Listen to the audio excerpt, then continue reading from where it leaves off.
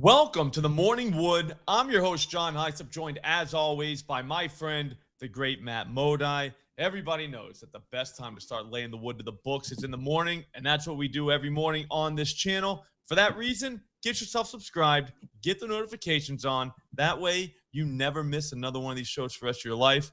While you're doing all that, let's talk about what we did last time we were hanging out, Matt. Do you remember that? I think it was last Thursday.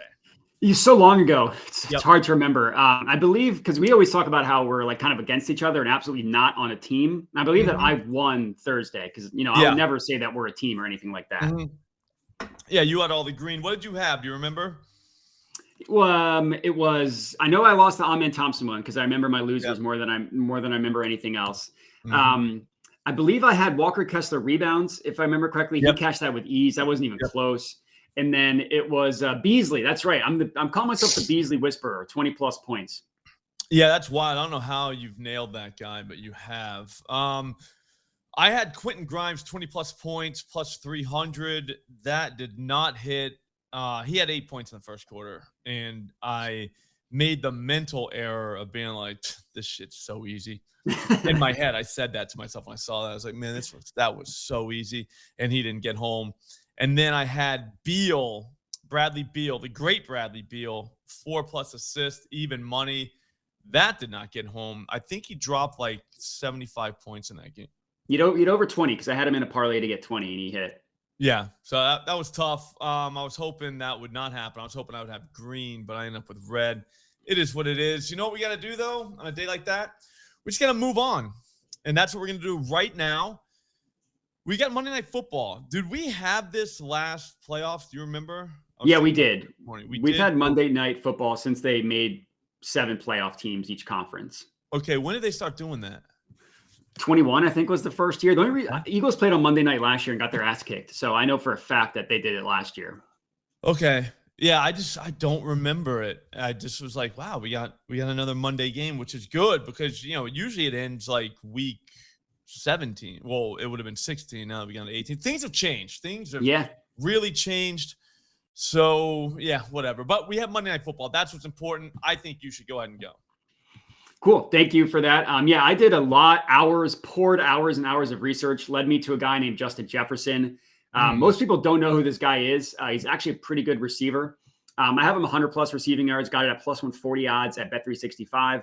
Not a lot of line movement on that. I locked that in earlier this week, like I think on Friday, and it stayed the entire time. But everybody's mad at Justin Jefferson because he had a terrible game last week. More so mad at Sam Darnold, and then by proxy, mad at the Vikings passing game. Caught 1 of 6 targets. That was just a bad game. Sam Darnold struggled because he got the Lions just blitzed the crap out of him. Not every team is equipped to do that. Not every team's a psychopath like Dan Campbell, Aaron Glenn, and the Lions. He's played the Rams earlier this year. He hit 100+ in that game. And the Rams passing defense, like they're not the Jags. They're not one of these pass funnels that we target. But they can give up a lot of big plays. Like they allow the 10th most passing yards per game, but the 8th most yards per route run, the 5th most yards per target, the 7th most yards per reception, and the 6th most yak per reception. So you get the ball to Justin Jefferson in space. He's going to gobble up some yards. And yeah, I mean, in the playoffs, go to your studs. I think it's going to be Justin Jefferson. I like it. Speaking of studs, I'm going to go Puka Nacua, 100+ receiving yards, plus 130 at FanDuel. Look, I hate going 100+ for only plus 130, but what are we supposed to do? All right, just not take the easy cash? We can't do that. We're responsible bettors. There's really no analysis here, okay? The Vikings are going to score points on this Ram defense. They just will. When that happens, Matt Stafford isn't just going to lay down. The guy is a damn champion. Not only is he a champion, he's the type of champion that just locks into his best guy. He did it for years with Calvin Johnson, and when he got to LA, he started doing it with Cooper Kupp. Now, he's caught the stench of another stag, and that stag is named Puka Nacua. Awesome name, but even better receiver. He's played 11 games this season, and in 4 of them, he was targeted at least 13 times. That's ridiculous. That just means that when push comes to shove tonight, the ball is going to find Puka Nacua. There is literally no chance that he finishes with less than 100+ yards tonight. No chance. Feels easy. I love that bet so much that would have been my second bet. I was going to make the joke that I did hours and hours of research on the Rams, which led me to Puka Nacua. So I bet on Puka and Justin Jefferson. I love that one. If that one hits, I will claim victory. If it loses, then I'll make sure people know that was your bet and not mine.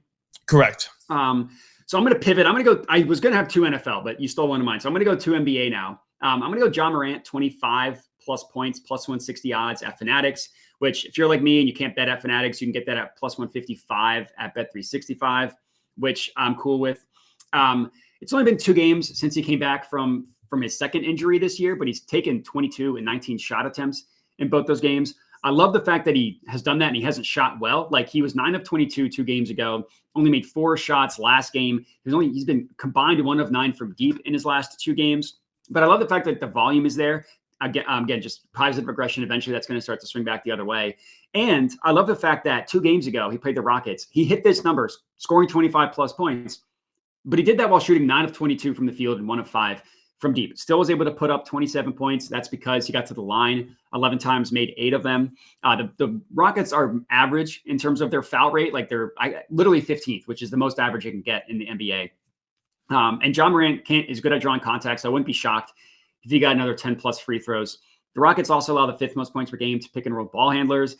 And Ja, if you look at when he's taken 18 shot attempts, he's hit this more often than not, which he's done that in the last 2 games. Again, against the Rockets. They also lost that game. So you hope that he's going to come out. I want to put it to them a little bit more. So yeah, John Morant, 25 plus points, plus 160. I like it. I got a 25 plus, but it's on a guy called Jalen Naylor, 25 plus receiving yards. That's plus 138 at FanDuel. This thing's plus 140 at DraftKings, but they would only let me bet $13. So I went to FanDuel and gave them the business. It's a dirty game. I understand.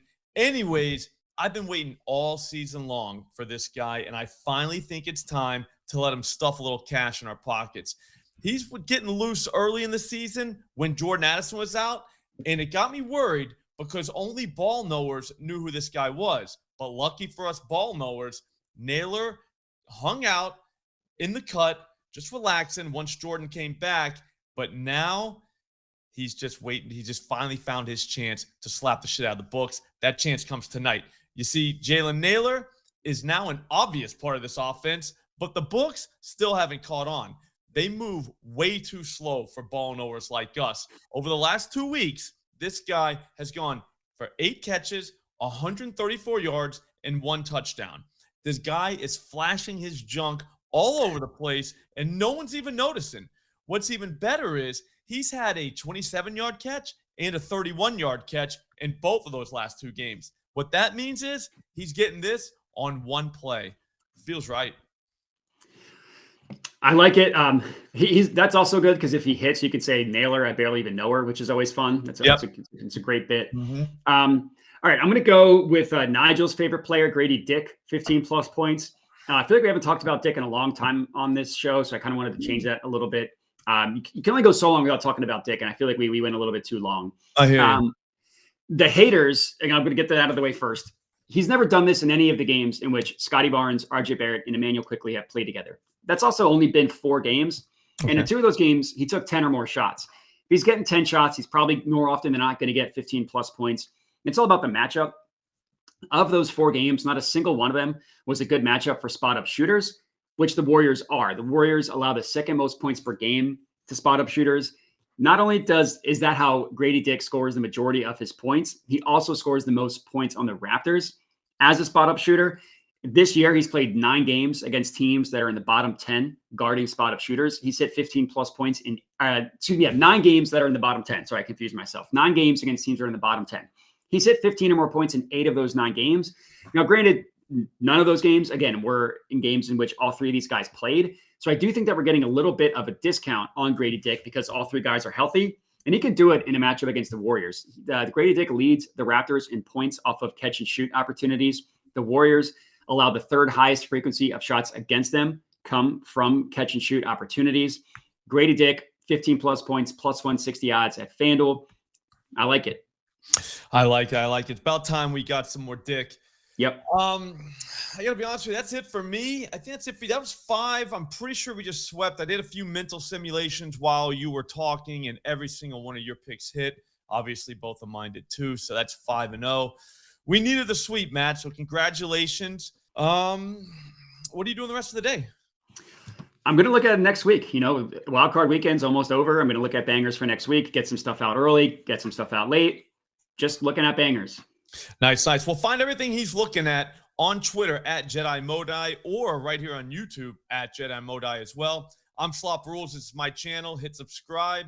Get the notifications on because I'm going to look at some NBA and we're going to find some bangers using the tools at OddsJam later on today. Live stream 4 p.m. Subscribe. Get the notifications on and we'll see you then. Thanks for watching, guys.